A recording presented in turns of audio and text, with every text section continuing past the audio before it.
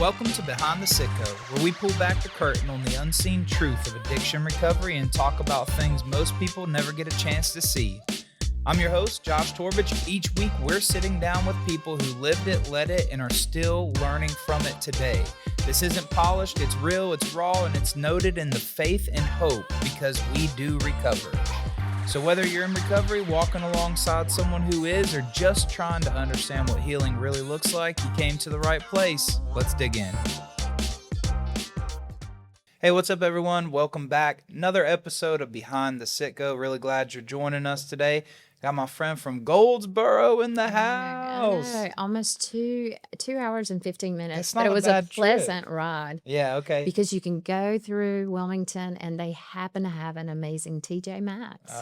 So what woman would not want to come stop and here shop. to do a podcast? Okay, see, that's Yep, a good that's word. it. That That's is it. a good word. Here's my thoughts, though. When you give another CEO some drive time, you're really giving them a great gift. You get to spin the wheels a little bit, think, ponder, mull thing. You know, Most I'm a definitely. molar. Yeah, so you probably had a lot of thoughts while you were driving for 2 hours. Maybe just a few thoughts, but you must not put your phone on the speakerphone and just go, and then everybody calls and you talk, or you think of everything you needed to do and you call everybody while you're in the car. Sometimes, yep. Yeah. Sometimes, hey, but it could be either one that you're going for. My friend Beverly Weeks from Cry Freedom Ministries, we're really grateful that you're here today. First of all, tell the folks about Cry Freedom, the dream that started Cry Freedom, and then the work that you guys do today. Excited about that. So, Cry Freedom Missions, Josh, what I saw roughly about the year 2019 is there was a group of women that were coming into the Crisis Pregnancy Center. So, Cry Freedom Missions is actually a DBA of Wayne Pregnancy Center. What I saw was roughly about the year 2019 that there was a group of women who were coming into the pregnancy center and they never had an ID on them.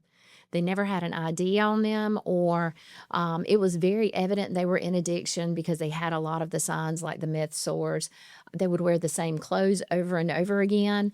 There were multiple abortions. All of these were red flags for me. I took one of the young girls home that day to a low-income hotel that is known for prostitution and it's known for drug addiction. It's known for criminal activity. And I remember walking into that room and what I saw changed everything for me that day. It was very evident that she was being prostituted out or she was being trafficked out. That really, it hit hard that day. And so I remember I went home and we started what we call street outreach.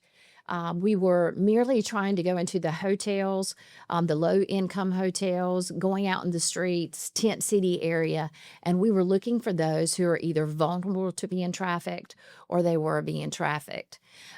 Through all of that outreach, I met a young lady and I really fell in love with her, and her name was Amy. And Amy and I began to build a relationship because before you want to start any kind of outreach, before you want to start any kind of ministry, I want to let you know that it all boils back to one thing, and that's relationship, okay? Because our Jesus, he is relational. Christianity is relational. And so you've got to start a relationship with someone so that they can trust you. I met Amy. We began a relationship. I remember she was roughly about 90 pounds, but she could eat you out of house and home.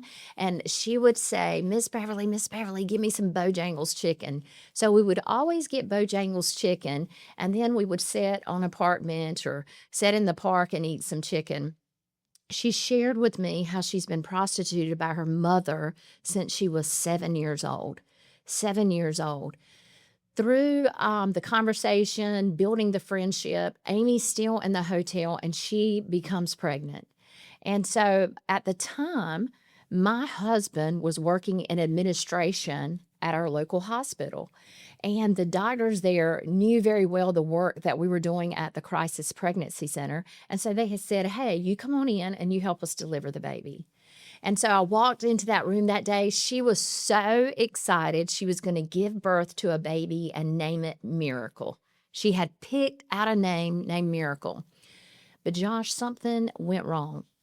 The nurse walked in and she placed a lifeless baby in my arms. And she said, Miss Weeks, I am so sorry. She said, but we have lost the baby. And she says, there's no money for a funeral. So why don't you just have a funeral right here? I looked at Amy and I remember every single word she said to me that day. She said, I don't know any Jesus songs. She said, but would you allow me to sing my baby a song before you take it away from me? And she sang a song and it went like this. You are my sunshine, my only sunshine. You make me happy when skies are gray. And then she stopped. And she started screaming and weeping. And she looked at me and she said, all my life, all I've ever wanted was just one person that would love me. One person that would love me and not do anything ugly to me in return. And I said, Amy, I know a man that before your feet ever hit the floor this morning, he thought you were the most valuable, precious thing in the world. And his name is Jesus. And I determined that day, Josh, that there were a lot of Amy's on the streets. You see them on the street corners. They're holding the signs. We'll work for food. We'll do this. Or you see them in the park. Or you see them under the shadows of your steeple, just maybe lying by their church. But there were a lot of Amy's in this world. And so I went back to the pregnancy center and I started praying. And I met this young girl. Her name was Tara Lancaster. And she was making jewelry back then, Josh, and she would call it Cry Freedom. And she was a dance teacher. And what she would do is she would sell this jewelry at every dance recital she had so that she could make money for Tim Tebow Foundation, different human trafficking organizations. And so I said, Tara, will you come in and teach the women that we're working with in the pregnancy center and that we're working with in the streets that we know they're vulnerable to being trafficked or they are being trafficked? Would you teach them how to make jewelry? That way they would have a vocational skills, and that would also afford us the opportunity to continue that relationship. So she came in, she started teaching them how to make jewelry. At the time, when we first started making jewelry, Josh, you had pregnancy center clients involved, and you had Cry Freedom Missions clients involved. But we decided, hey, we need to take this a step further. We really need to establish a DBA or a ministry that we can focus our time and focus our efforts on women who are actually vulnerable to being trafficked or are being trafficked. And so I went to Tara and I said, Tara, you're selling this amazing jewelry. You're making an impact. But what a greater impact you could make if you would allow us to take that Cry Freedom name, change it to Cry Freedom Missions, and then start the work in the human trafficking as a provider. And so she could have said no. Because isn't it often that you see people with a competitive spirit? Oh, yeah. A comparison spirit? But Josh, she said yes. And her yes, her obedience to Christ to say yes, led to an even greater yes. And out of that birthed Cry Freedom Missions. Wow. Yeah, that is quite, I never heard the full story before. That's incredible. The next steps that you take through, and I'm glad you tied it together because of the Wayne Pregnancy Center. What year did that open, and how long have you been serving in that area? So this is actually our 25th anniversary. Say, yeah, so that's they right. opened back around 2000, 2001. This is our 25th anniversary for the pregnancy center side. Wow. And Cry Freedom Missions, we had that established as a DBA back in the year 2019. Yeah, one of the things that you said when you first got here that I want to flush out for the folks today is that here at Christian Recovery Centers, we know that we're serving a lot of the same people. In drug addiction, whenever you talk about people who are highly susceptible to being introduced to a life that is going to include sex trafficking inside of it, it's our folks who are really struggling in the down and outs of addiction. And we know that that's one of the major levers that people use to entrap people inside of that world.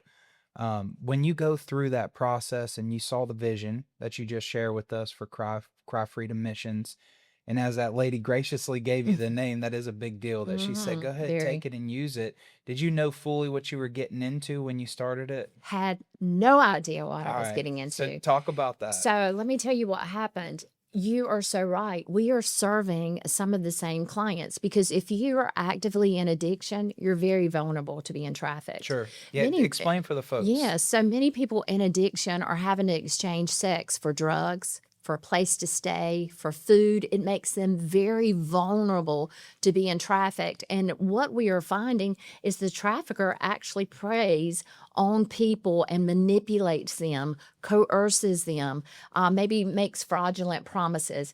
And so what we were finding is that many of the people, I would say over 95%, that we were working with were in addiction. And so what we would take, Josh, is we would do the street outreach, the hotel outreach, and I went to different sheriffs across our state because what I found is the same women that we were working with on the streets, they were ending up in jail. Sure. And I thought, wouldn't this be an amazing opportunity for us to continue the mission inside of our jail cells, and then you have that woman away from her trafficker, away from her drug dealer, and in many instances, the drug dealer and the trafficker were the same person. And so when we were in jail and we were teaching classes, we would teach parenting classes. We would teach English. I would pass out spelling words, and I would use these classes to continue my relationship with you. For example, Josh, here's 10 spelling words. Now, tell me about your story. Tell me why you think you've been trafficked, but use your spelling words. That afforded us the opportunity to gather even more information. And I thought, wouldn't it be amazing if we could take these women, and in some cases men, because I started teaching the men as well. Sure. The sheriff told me this will never work. This female coming in here and teaching these men, they will spit you, chew you up and spit you out. What I found is they would treat me like a mother figure. Wow. They were so honored that somebody would come in and pour into them and love on them. And so I began to work with the judges. I began to work with the lawyers and say, look, I believe that this individual is very vulnerable to being trafficked, or they are being trafficked. And in some cases, I would build a relationship and it would afford me the opportunity to say, look, would you allow me to bring the SBI in? Would you allow me to bring the SBI in and share more of this story so that we could possibly get this person and put them away so that they would not do this to someone else's child? When working with the judges and the lawyers, they would say, okay, we'll let you have XYZ client and we'll let you get them to a rehab. We will let you get them to safety. What I found, Josh, is that we were placing them in these recovery places or recovery homes, and there was a lot of recidivism. I would go right back to jail and I would meet the same client that I had just gotten you to safety or just gotten you to a rehab. And so I started looking into my programs and researching my programs, and I found the missing link, Josh. The missing link was faith. It was Jesus Christ. Because I'm here to tell you, without heart change, there is no life change. And so I thought, there's nowhere to put them. Where are we going to put them and invest in them so that they don't go right back to the streets? There's less recidivism. I got a call from my pastor, and he said, hey, I got to tell you about this property. He said, I passed by this property in the Aden area. It's 10 acres. There's 2 homes on there. It was a home that was built for young boys that were being sex trafficked. Wow. What happened is the nonprofit lost their grant, and they lost their major funding, and they had to shut their doors. Wow. I found out the property was available because many times nonprofits, the way they have it written in their articles of incorporation are, if the nonprofit folds, they'll give their assets to another nonprofit. So I found out in talking with the board chair that they were fixing to give their assets away. This almost $1 million property. And so I called him up and I said, hey, I'd like to interview for that property. He said, I'm so sorry. I said, what do you mean you're so sorry? He says, I'm so sorry. We have already narrowed it down to 2 candidates, and you're not one of them. And I'm going to pray that your board can get some sustainability. You can get some income coming in, and that one day you'll be able to own your own safe house. Because, Josh, I knew that they needed the sexual healing. I know that they need the trauma counseling. They need the vocational training because that makes them feel secure and it makes them feel like they have purpose. I knew that they needed these things, but I also knew that they needed Jesus Christ. And so I went home and, I've been raised Baptist all my life. I know Went you to a have. Baptist school, but I married a Pentecostal. I'm all messed up now. That's called I'm Baptist-costal, if y'all Baptist-costal. know what that is. But I just started praying and just trusting in God and just reading his word. I could not sleep. So I went in the next day and I talked to a young guy at the time that was working with me, Jonathan. At the time, he was my CFO. And I said, Jonathan, the Lord will not let me rest. I believe this is going to be our property. And he goes, it's so strange that you said that. He said, because I could not sleep either. So I called their board chair back and I said, Mike, I don't care who you have chosen. I know you say you've got it narrowed down to 2 candidates. But I am telling you, the Lord said that's going to be our property. And he says, it's very evident you're a woman of faith. He said, I wish you well. We'll be praying for you. Click it, hung up. Next day, my phone rang and he was crying. And he said, the Lord has been dealing with us. Our board has decided to narrow it down to 5 candidates. And he said, Beverly, you're not even in the top 4, but we're going to bring you in and let you have 10 minutes to speak. We want to honor you and give you 10 minutes to speak. Wow. I went, Jonathan went, and we took a couple of the survivors that we had been working with on the streets. And so we went in there that day, and Josh, daggone it, everything that could go wrong went wrong. The fire alarm had a malfunction and it kept going off. Every time I would go to speak, here you have all these board members standing in front of you. And every time I would go to speak, it was going off. Finally, the fire department showed up. The rescue showed up. Fire alarms were going off. I just kept talking. And by the end of the days, I had the keys to the property.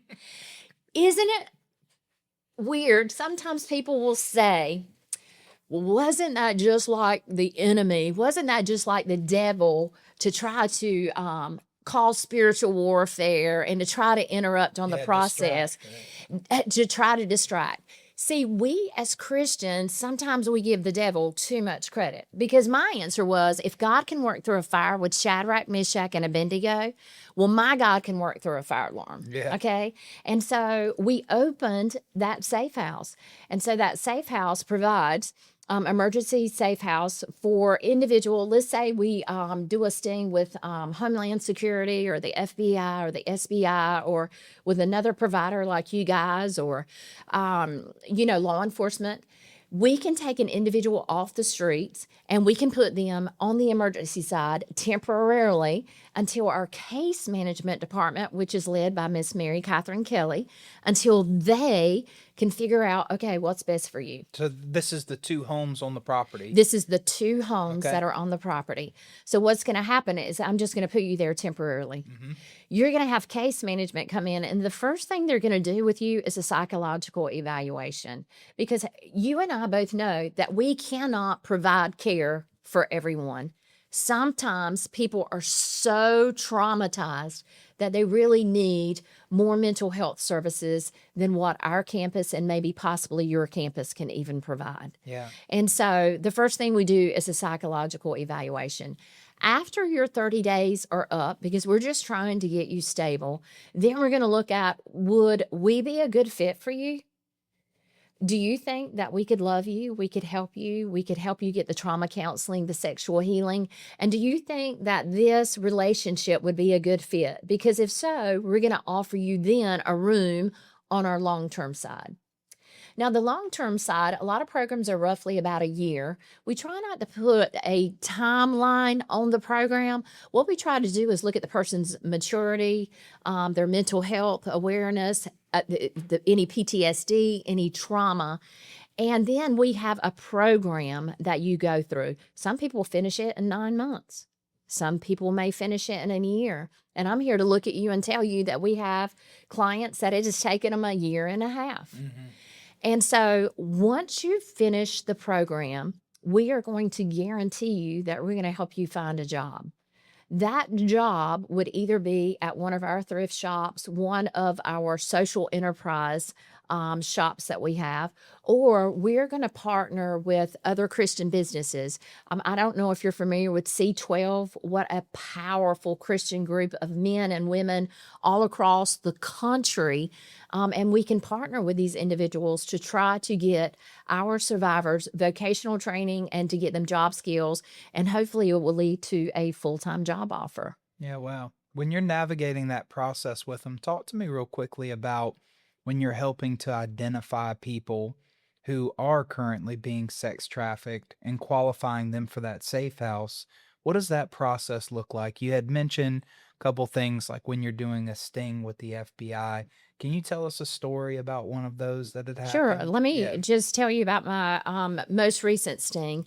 So a typical sting, when I was introduced, I know I'm old enough to be your mama. Is that true? But We don't believe you. So a typical sting, my first introduction to prostitution when I was growing up was a movie, and it was called Pretty Woman with Richard Gere. You ever familiar? You got to check it out. All right, I will. And the woman would hold... it looks like John... Look, see? The woman would hold her thumb by the streets.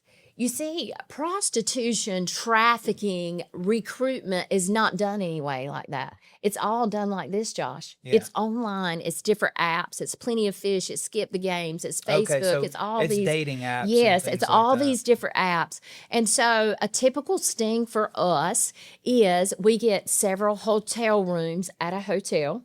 And yes, there's law enforcement there. The last one that I was on, local law enforcement was there. The SBI was there. And then I had a room myself.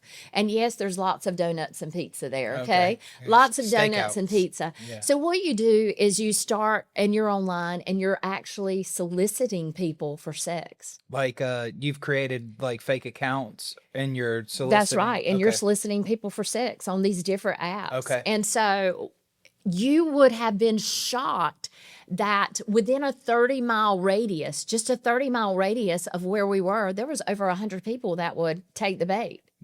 And they were going to show up at the hotel because they thought that they were coming to have services with someone. To pretty much like prostitution, Most definitely. But when they opened the door, they met law enforcement. Okay? And the first thing that law enforcement will tell them is, we're not here to arrest you. Okay? Now, Josh, they are going to look them up. And if you've got outstanding charges, you're going to arrest you. What do they do with them? So they would arrest them. They would also dump their phones to see what was on their phones. Matter of fact, if you're deleting things off your phone and you think, I've deleted this, it's still there. Okay. And so they would bring them in, they would talk with them, and they would say, we're not here to arrest you. But it's very evident that you're in prostitution and possibly being trafficked out. Now, we're not here to arrest you, but would you be willing to talk to Miss Weeks? Would you be willing to talk to her team to see if they could get you to a place of safety? Mm-hmm. How many people would you guess? Let's say if we had typically 30 that came in that night, how many would you think, even 30 to 40, would agree to go with Miss Weeks to safety right then? I don't know. Few? Zero. I would say less than 1%. So you're just to frame it up the right way. So you're talking about the folks on the other end of the screen that you would be pretending to want you would be trying to order that is prostitute. Correct. Okay. That is correct. And then the girls would come. Yes. And then they would come in and it would be you, law enforcement, different things. So these are the ladies who are currently being trafficked. Oh, and Who are many of them I knew Yeah, because okay. Like y- familiar faces yes, from the because the jail police would ministry, pull the them up and they hotel. would say, "Do you?" Oh, yes, I know that one. Matter of fact, one of the very first people they pulled up on the sting, I said, "Don't bring her in." They were like, "Are you kidding us? Why not bring her in?" Because I know her. She knows half this town. She knows half of that Oh, area. she'll tell If you everybody that you go, got going this will on. be over. Yeah. Okay, so don't bring her in. So when they get there, and this is what I think the unseen part as far as this, what we're talking about. When they get there, and they're saying, "Here's a resource for you. We know that you're in a bad spot right now. Yes. Don't you see these things?" None of them would go. Why? None of them would come with you. Why? Let me describe one Yeah, incident. tell us a story. Her looking at you and she weeping and saying, "I beg of you, I can't go today, but if you don't pay, if you don't give the money so that I can walk the money back to him or take the money, drive the money back to him, he will beat the living snot out of me." Wow. And so you're giving her that money because you don't want her beaten. Yeah. But Why this is couldn't what she we go do. today? Why would she say? What are some of the reasons saying that she couldn't go today? Because there's possibly that psychological hold on her. Okay. Okay. In order for us, Josh, to prosecute it as human trafficking, one of three things has to be involved. Yeah, tell Okay. us. First of all, is force. I don't know if you ever watched the movie with Liam Neeson and Taken. Oh yeah, Okay. yeah. Okay. Yeah. So there was the Taken series. So roughly around 2020 to 21, we teamed up with Liam Neeson to actually do a promo because there was so much mythical information going around. People associated trafficking with a kidnapping. Right. Less than 10% of human trafficking is through a kidnapping. Happened like what you Okay. saw him take. Yes. Because they came in. I'm remembering now. They came in and they took his daughters That's when they right. were in Just France. Yeah, snatched her. different. Okay, less than 10%. Less than 10%. Okay. And that is cases here in North Carolina and really all over. Okay. So the Less other than 10%. So you're talking about 90% of people that are being trafficked by somebody they know. Really? Roughly 60% is somebody that they have a very strong relationship, a parent, A family member. a boss, Okay. a boyfriend they've met online, who drops the love bomb on them. And he's using that coercion, "Oh, I love you." So that is, force is less than 10%. Wow. Where the other two sides are fraud and coercion. I'm making you a false promise. I'll give you an example. In Kinston, I was called from the Kinston Pregnancy Center, and they said, "Miss Weeks, we need you to come here. We have this young lady. She is in our room. She's pregnant, and it is very evident. We think she's being trafficked. We think she's being trafficked, and we believe the trafficker is with her, and he's in the parking lot." Oh my goodness. So I went to Kinston. And I went in and I began to go in and participate in the ultrasound. I began to build a relationship with her, talk with her, tell her who I was, and tell her why I thought she was being trafficked because he had made her these promises. She met him online, Josh, and she was actually in another country. And he said, "Here, you come here. Come here to America. And I'll promise you a job. We'll help get your family to safety. yeah. We'll provide your family more income than you could ever dream of." He got her to Kinston and he started prostituting her out. Okay. And so I was sharing that information with her and I thought, I've got to get her to safety. But here's the problem. The crisis pregnancy center we were at did not have a back door. So how was I to get her to safety? And I was explaining to her, "You're being trafficked. He has coerced you here. He made you these fraudulent promises." And in the meantime, I said, "Will you allow me to get the SBI involved?" And so I called up Aaron, who was the SBI agent that we were working with. And I said, "Aaron, I've got to get this girl out of here. Wow. I need backup." And I would say within 15 to 20 minutes, the SBI had me back up.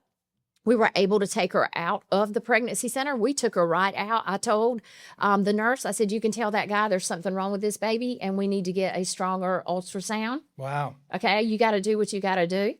And I had to escort all the way back till we could get her to safety. Wow. So force is less than 10%, but you got fraud and coercion. And what they are doing is they're preying on our children. Yep. They are looking for those who are vulnerable. They're looking for women who are insecure. They're looking for those who don't feel like you're good enough, don't feel like you're smart enough. And they will actually prey on the vulnerable, those who are in drug addiction. Here's you some free drugs. Free. There's nothing free in life. Free, yeah. Nothing free in life. And so they prey on those who are heavily addicted to drugs. Yeah, and susceptible, I guess, to some sort of resource in their life. Yeah. Like I guess what you're describing right now is like, oh, I can better my life because of this. Or Yes. I can get to where I'm going faster because of this. And yeah, you're right. Like you think about the folks, and I do want to talk to you about the child aspect too of trafficking, because I know that it's a very unknown topic, around what the kids go through that, and how common it is, especially for that to happen through family, parent members, things like that. But one of the things that I see that you're saying is that through that entire relationship, not many people who are caught up inside of that situation are willing to say, yes, this is what's happening to me. And yes, I'm ready to get help and get out of this situation. And oftentimes there's not necessarily physical leverage, like some situations you say, well, they have access to my children and I'm worried about my children. So that's why I'm staying here, right? You've seen that A lot of before. psychological coercion is what I call it. How do you get that? So the psychological coercion, how do you break that? So, a lot of traffickers use fear tactics too. Yes. Yeah. And with that psychological, it's almost like domestic violence. So you've got to get, again, everything revolves around relationship, Josh. You've got to get that person to trust you, because I'll give you an example. We had a young woman that we had rescued out of the Fayetteville area, because, there's a lot of trafficking down I-95. Our coastal waterways here. And the traffickers actually dressed people up as priests and law enforcement to rape the girls before they would put them in trafficking. Oh my goodness. That way the girls would not trust law enforcement or priest. And so you have to build a relationship. Wow. You have to allow that individual to make some choices, that individual to set some boundaries, to build some trust with you. It's almost like domestic violence. They say on average it takes 7 positive contacts to get someone out of domestic violence into a place of safety. Okay. That is why the hotel and the street outreach were important. But for me, it was like, is this all there is? That's just like a church saying, hey, come to our come here. We're going to pass out free hot dogs, and you're giving free hot dogs. But where's the follow-up? And so for us, it was hotel, street outreach. You know what? I know you're going to end up in jail. You're going to end up in jail on prostitution charges, criminal charges, theft charges. Let me continue that relationship in the jail. So you got to build that trust so that you could even talk with them. I'll give you an example. And I know we're running out of time. I want to tell you quickly about Amber's story. Amber was a phenomenal student. She had a dream to be a hairdresser, but she met this guy, and all of a sudden it's, I love you. He told her everything that she wanted to hear. They end up doing drugs, and he's kicked out of the university where he was. Very athletic, kicked out. They end up at a hotel in Johnston County, and there they meet this woman, and she goes, oh my, how dare your parents kick you out, Amber? How dare they do this to you? You guys, let us bring you back to Rosewood, North Carolina, which is there in Wayne County. We're going to feed you. We're going to take care of you. Josh, Amber could not eat unless she had sex with at least 12 men a day.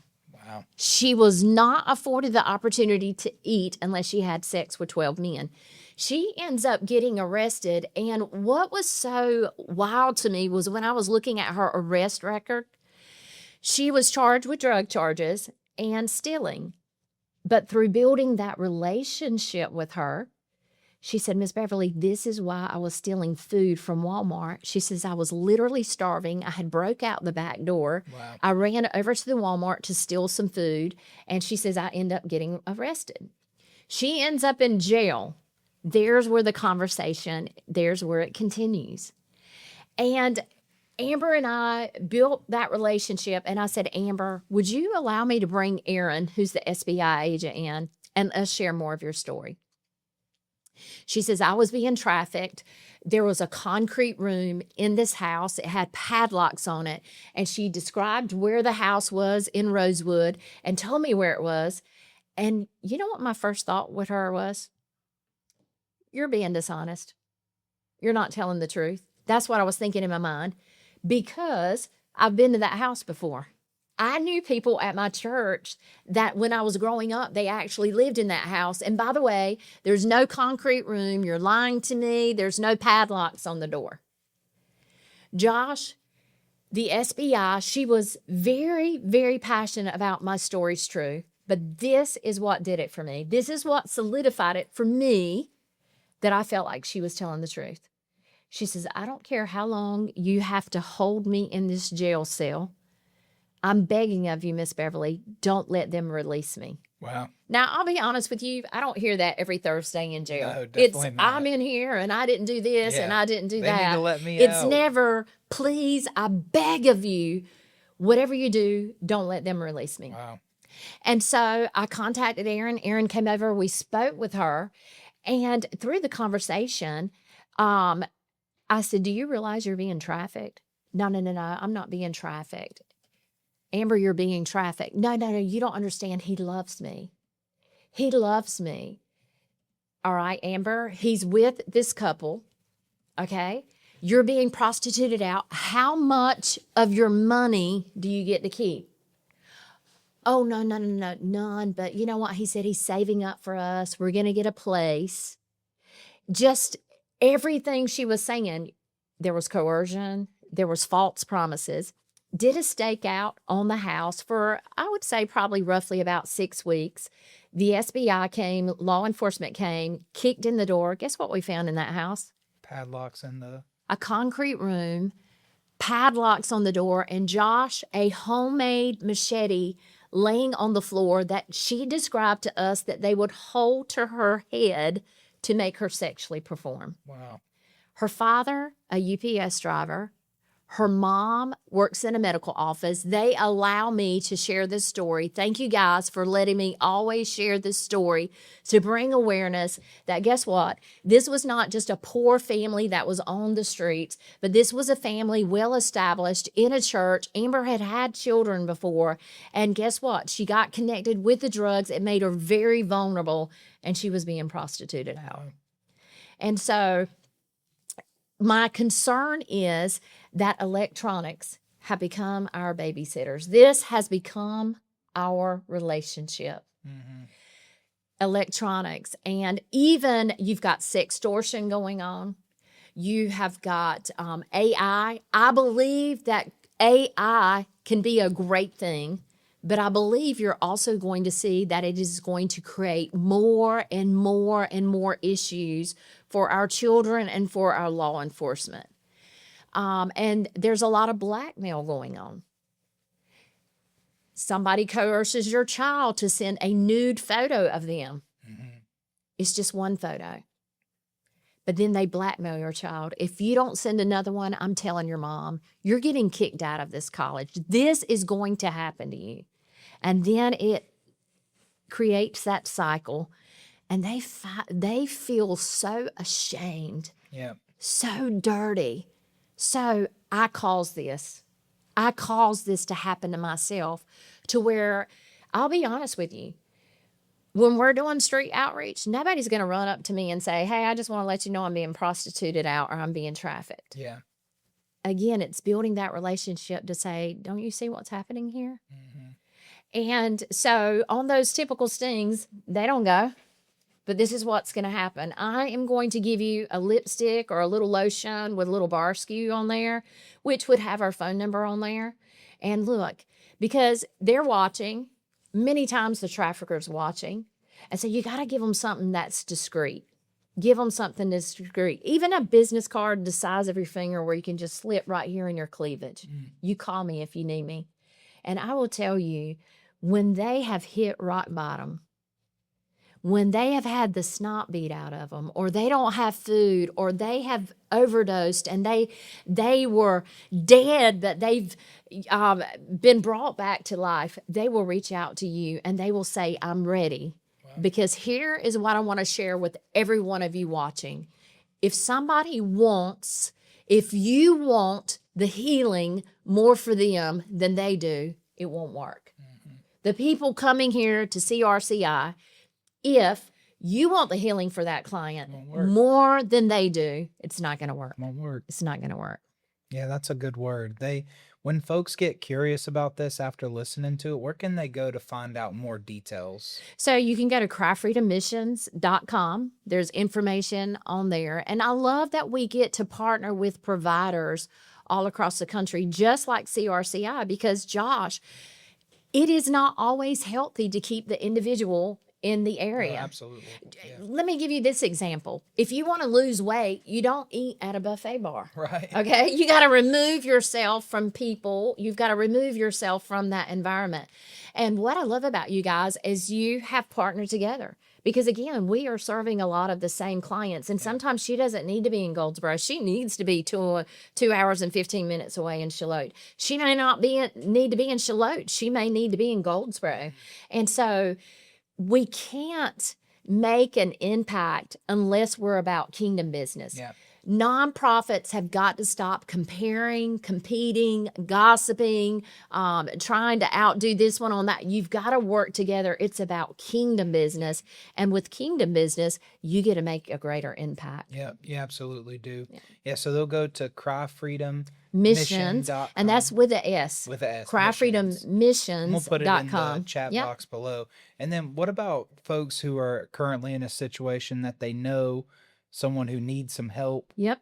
What should they do? So I always say, look, if you see something, always say something, okay? Now, if you suspect that there's trafficking, you really need to report that. And you can report it anonymously to any law enforcement. And then if you want someone to get to help, definitely reach out to your local rehab facilities. And also, we have a hotline. It's 919-988-9262. We'll be glad to walk that through. We have an intake form just like you guys have an intake form. Honestly, we ask some of the same questions, like, have you ever had to exchange sex for something of value? Yeah. A place to stay, for food, those kind of things. Have you ever been involved in stripping? We will ask those direct questions, and that affords us the opportunity to say, hey, can we get you to a rehab? Can we get you to safety? Because often it does not have to be another HT provider, but a rehab, because again, we offer some of the same complementary services that you guys offer. Absolutely. The trauma counseling, the sexual healing, the rehab. Rehab is important. Celebrate Recovery Alive. We just hired a licensed substance abuse counselor. I'm really excited about that. And so, yes, guys, reach out, report it anonymously, but just say something. Yeah. Say something. Yeah, there's a whole community out there who can really understand more from what's going on, boots on the ground, but then understanding the outlets that they can use to help move this in a better direction than what we've seen over the years. Thank you for your work. Yes. Yeah, and all of these stories today, it's going to really land well on the folks to hopefully reshape their perspective on what's going on. We pray blessings over Wayne Pregnancy Center and Cry Freedom Missions. And we really appreciate y'all. We know that you're so grateful for the friendship. Me too. I'm so grateful for your mentorship. A lot of people don't understand or recognize, but you guys pour into a lot of ministry. So I'm grateful that we could be a part and come today to help educate. Yeah, me too. Yeah. Thanks for being here. Folks, we're going to see you next week. Today, we were talking about the unseen world as it relates to human trafficking. We had our very dear friend, Beverly Weeks, CEO, Wayne Pregnancy Center, and Cry Freedom Missions. We'll see you next time.